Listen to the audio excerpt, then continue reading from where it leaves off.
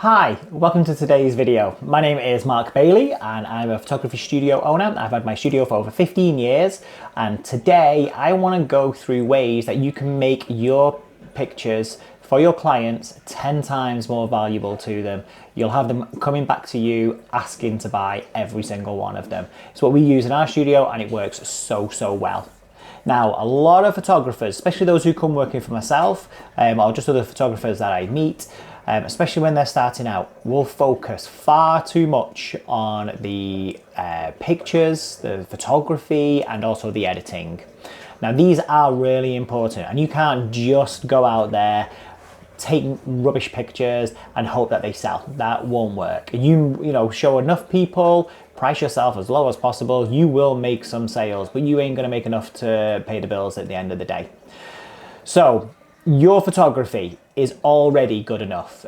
Never stop trying to improve, but you always want to do that, but you need to realize that that is for yourself and it's just going to give you more confidence to be able to ask for the prices that you want. What really matters to your clients though is going to be the experience, and that's what you really need to focus on. It's what we focus on the absolute most in our studio. It's experience first, photography second.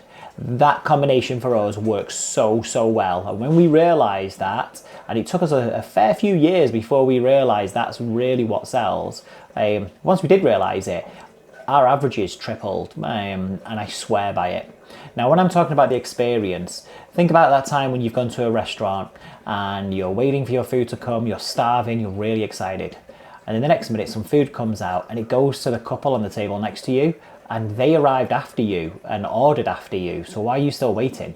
You know, it's human nature. You start to get a little bit upset about it. You're there, you're thinking, I can't believe they've got their food first. Another food comes out. That goes to somebody else. And then eventually yours comes. At this point, your mindset's already changed. The whole experience has already been ruined. It doesn't matter how good that food is. There will be a bit of you that's disappointed that why have people got their food before you?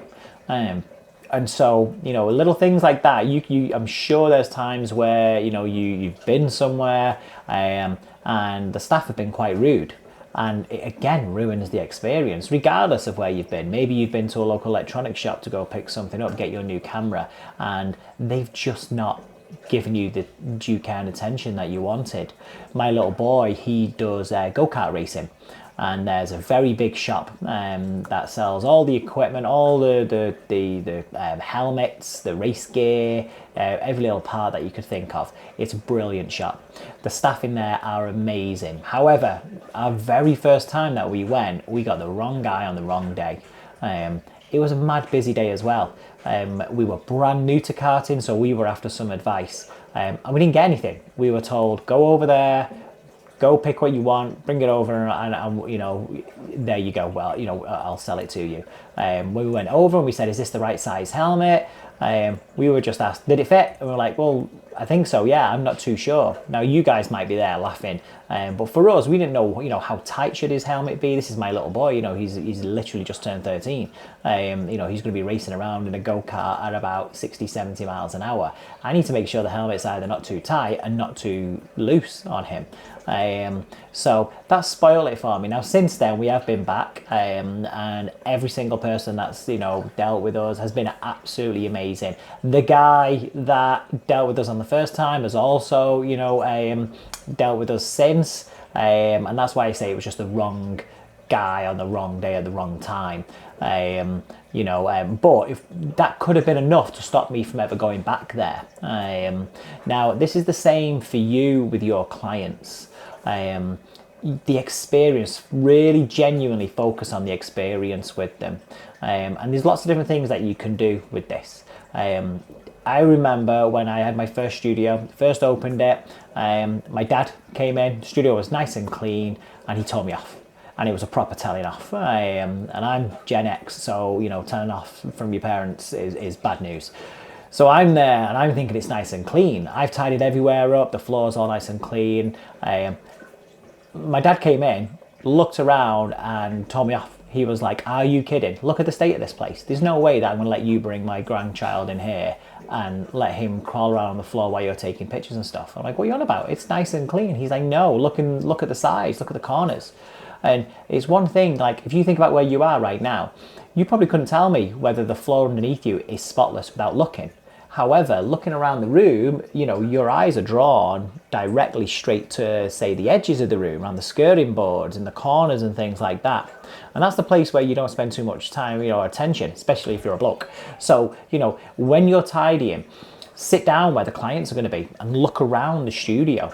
Does it look clean? Is everything all tidied away? Because straight away, when your client comes in, they will judge you and they'll judge your studio straight away.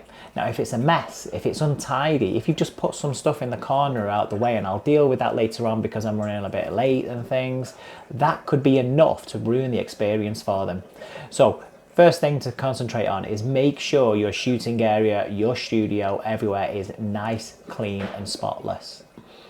Second thing, you want to be thinking about your toilets. The very first photography course I ever went on, a wise old photographer told him, that I was opening up this brand new studio, all the gear and no idea. And the first bit of advice he gave me was make sure your toilets are clean. It doesn't matter about the rest of the place. They will judge you on your toilets, and he is 100% right. So make sure they're nice and clean as well. Now, obviously this isn't affecting the pictures whatsoever, but it's just making sure that I haven't got a client who's going to come in where I produce my very best work and they walk away going, ugh, he was nice, but goodness me, do you see the state of the toilets? So, you know, these are all just little things that add up. Next thing is, make sure you know your client's name when they come through the door, especially if you're a busy studio like we are. Our CRM system that we use, if you haven't got one, definitely invest. If you're after some advice, drop me a message and you know, I'll give you some advice where to go or what to look out for. However, with our CRM, we make it so that even on the busiest days, I know my client's name coming through the door. So in our calendar, we'll have all of our sessions booked in, and the way that we book them in is we'll make sure the session is titled and the first part of the title is the client's name.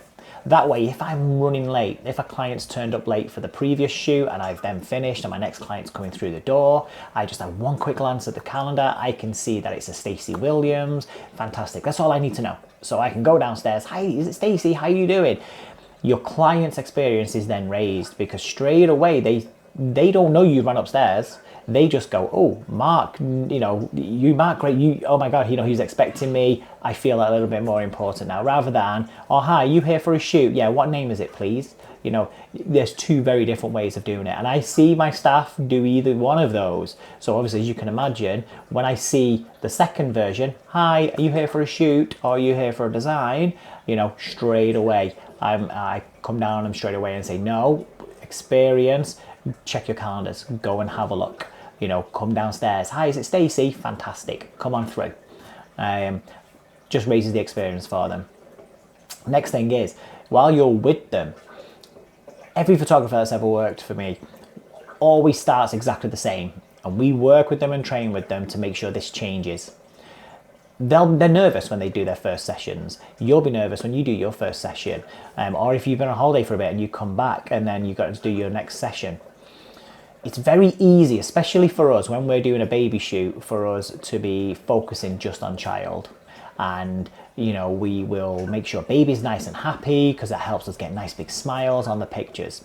However, mum and dad are just getting ignored, and you can't do that. You've got to make sure you're looking after mum and dad. You got to keep them engaged in conversation. That can be quite hard at first, but one of the things you'll find is that if you ask them questions, people love to talk and they love to come back with information for you. So start your conversation if you're struggling with questions and not closed questions. So, you know, you don't want anything kind of like, oh, so did you drive here today? There's the option to just go, yes, I did. Or no, I didn't. You know, you want to go, oh, right, so how did you get here today? They can then answer, oh, we came by car. Great, how was the traffic? They can let you know. Superb. So, you know, what have you got planned after this? Sorts of leading questions that will, you know, allow them to give you more than just one word answers, okay, and keep the conversation going. There's loads of tips and tricks that you can get from YouTube videos. If that's a video I need to do here, drop me a comment and I can certainly give you a lot of questions for things like that. I always say we need to be kind of like a hairdresser. When you go for your haircut, or whatever I do, you know, it's almost the same questions every single time that I get. But it keeps the conversation going, and they work great, and it again raises the experience. Now, when your client has finished and you know the session's finished, again, you never say goodbye to the client. Let them see themselves out. You know, take them to the door, see them outside, make sure they're getting off okay. Again, this just raises that experience. Especially if, like our studio, we have a set of stairs that they need to go down. Now, even if dad's there, then mum's got the pram, me and my team need to help that client down the stairs. It's only a couple of steps, but we still need to make sure we help them get down. So even if mum says, no, I've got it, no, let me do it. You hold the door for us and we'll do this. Again, it's just a little bit of common courtesy. And it just raises the experience. Now you might be thinking, why am I going on about the experience so much? And I'll come on to that in a little while. Other things that you can do. All of our sessions get a set of cookies. We go to Subway, and there are other places you can go, but we go to Subway and we just buy 12 cookies. It's about £4 for 12 cookies, and we'll just put them out on a nice little plate. They're nice big cookies, they're nice and soft, and the clients love them. Obviously, if there's any nut allergies, we don't put them out, but we just put them out. And again, with some drinks, and just tell the clients that they can help themselves. All of this is about making it an experience for the client, as opposed to here's some nice pictures. Because when that client comes back, let's say you've ignored them all the way through because you've concentrated on the children, because that's what they've come for children shots. Then they come back to see your pictures. There's no emotion attached to it. You caught the pictures. They brought the kids for some, portraiture, but there's nothing attached with it. Now, if there's an experience, if they came in, you really looked after them. There was drinks, there was cookies, you got them involved in the shoot, compliments all the way through, having a real good laugh with them. The more fun they have, the more emotion is attached to those pictures. And the more emotion that's attached to those pictures, the value goes through the roof. Now, at that point, when we get that right in our studio, our clients come back to us and they want to buy everything. We've actually had 2 previous clients that then became members of staff, and both of them said exactly the same thing. One was a lady called Jen, another one was a lady called Sarah. Both of them said the same thing, that when they were coming back to see their pictures, they knew they were going to buy all of them. They needed all the pictures digitally, and then they ended up with a sales technique, leaving with wall art as well. And it was because of the experience of the shoot. One of the girls said that she'd spoken to her partner saying, I need your credit card, I'm buying these pictures. And he wasn't present at the session, at the photo session, I should say. But according to her, he did say, what do you mean you need the credit card to buy these pictures? You've not even seen them yet. She goes, I know, but I know they're going to be amazing. I need your credit card, I'm buying these pictures. When she came in, her words were, I knew I just had to have them. And then obviously we had our offers, and it made no sense to just get them all digitally when I could get package 1, 2, 3 or whatever for just a few, £100 more. She was then able to get a lot more and get wall art up on the walls, and she didn't regret it whatsoever. She was really, really happy with it, and it's because of that emotion that's been attached to it. Now, I have seen some shoots where the pictures are stunning. I'm very jealous that I've not taken them, and there's a little bit of overconfidence involved by the photographer and the salesperson, because who's not going to buy these? These are stunning pictures. However, the client comes in and they do just 1 or 2 prints. And when we stop and look at it and ask questions with the photographer, so what do you know, do you know this about mum and dad? Do you know this, what's dad's job? What's mum's job? Where are they going on holiday? Do you know any of these questions? And if the answer is no, right, well then, these are very easy questions to ask people in a conversation. I'll give you an example about the job. So we do a lot of newborn photography. Obviously, mum's going to come, and for us, for newborn photography, baby must be within the first 10 days of being born. And that way we can get true newborn pictures. Now, obviously, mum's going to come. Dads don't always come. we try everything we can, but sometimes, you know, maybe especially if dad's self-employed, he can't make it on the day or something like that. It's such a massive shame because it's such an important part of baby's life that, you know, he should be present. So we always try and make that happen. 9 times out of 10 they do come, every now and then they don't. My phone staff need to find out what dad does as a job, okay, because we might be able to work that into the session. You've got to keep in mind that we're also salespeople. So again, for us, if we can find that out, it gives us a little bit of an idea. You know, let's say dad is a framer. Let's say he makes canvases or something like that. Okay, well, if that's the case, you know, we don't want to try and sell him canvases or frames because he already makes them. So for him, it's going to be digitals. Now, he might not be able to make albums. So therefore, our sales technique would still be the same, but the package we're offering would be tweaked and tailored for them. But we need to know that first. Now, you know, if I've got a staff member who's struggling with that, it's probably because they're out of the comfort zone. It depends how you bring it up in conversation. If I just said, oh, can I just ask what your job is, by the way? It's like, well, why do you need to know that? I'm booking a photo session. Okay, so can I just ask what dad does? Well, why do you need to know that? You know, again, we're booking a photo session and it's not a job interview.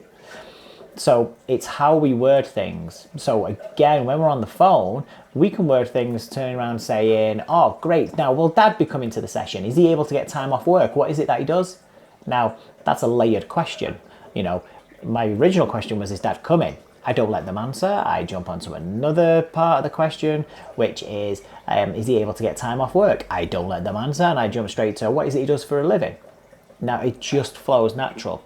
And again, this is all part of the experience because now they don't feel like they're getting sold to. They feel like they're in a full-on conversation with you.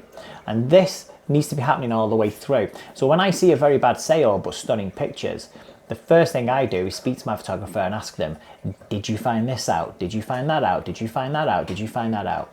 And if it's no, no, no, no, then right, I know straight away the client hasn't been engaged with the photographer and vice versa. And so we need to work on that. And you can train anybody, absolutely anything.